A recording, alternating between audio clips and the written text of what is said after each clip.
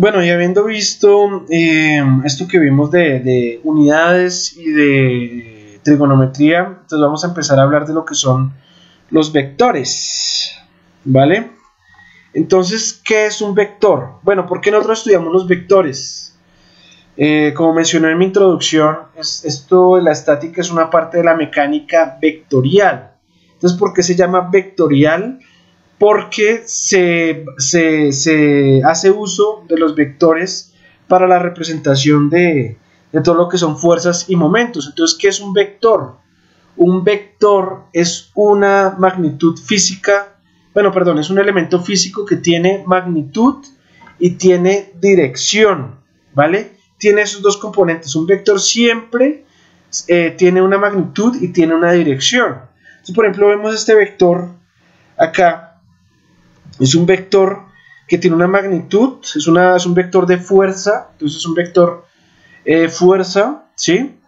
Que tiene una magnitud de 10 libras, está aplicado en un punto A, ¿sí? Entonces un vector también siempre tiene un punto de aplicación, ¿sí? Y tiene una dirección. ¿En cuál es esta dirección? En este caso es una dirección que está a 30 grados de la horizontal, ¿vale? Entonces este vector, pues ya le hemos definido esas tres cosas: tiene magnitud, tiene fuerza y tiene dirección. Tiene magnitud, tiene magnitud, tiene sentido, tiene dirección, ¿sí? Entonces, pues nosotros debemos buscar una forma de representar vectorialmente esos vectores. Entonces esos vectores normalmente siempre vamos a tener que representarlo en unas componentes.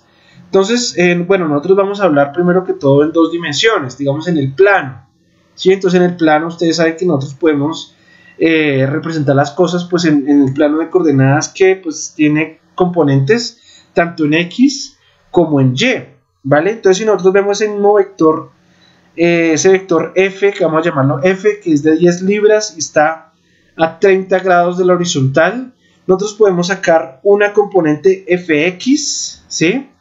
Y una componente Fy de ese vector, ¿vale? ¿Cómo podemos hacerlo? Pues con trigonometría, según lo vimos. Entonces, ¿cuál será la componente Fx de ese vector?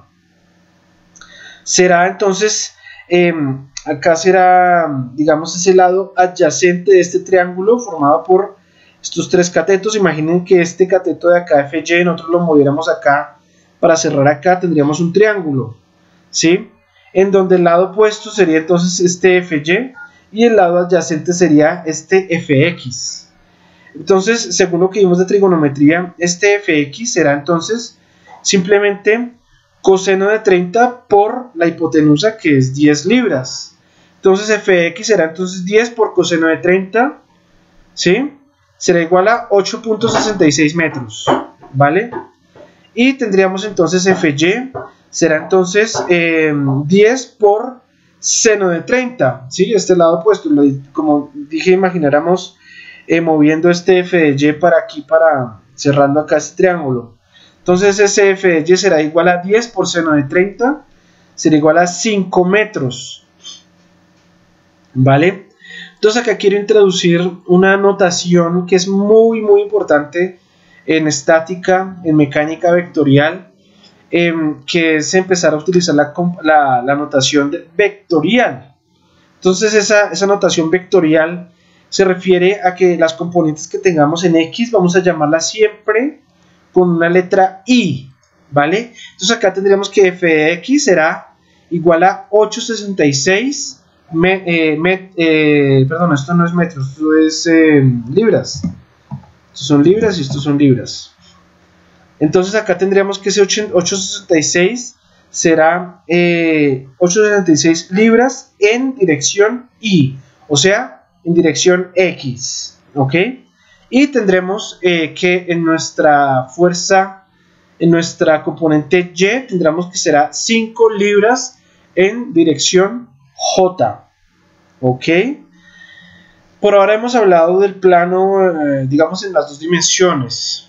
Sin embargo, si nosotros habláramos de las tres dimensiones, nosotros tendríamos otro componente que sería el componente K, que sería el componente en Z, ¿ok? Sin embargo, por ahora lo vamos a dejar de lado, por ahora vamos a hablar de las dos dimensiones, pero obviamente en estática vamos a estar siempre hablando en problemas de 3D. Siempre vamos a ver como los dos tipos de problemas. Primero vamos a ver los problemas en 2 dimensiones y problemas en 3 dimensiones. Por ahora vamos a hablar de las 2 dimensiones, por lo tanto vamos a hablar de I, J, pero les menciono que pues más adelante vamos a hablar de la componente K vectorial, ¿ok? Entonces nosotros podríamos entonces expresar este vector de este F vectorialmente, quedaría expresado de la siguiente manera, quedaría expresado en que sería 8,66 en I más 5 en J, 5 en J, ¿ok?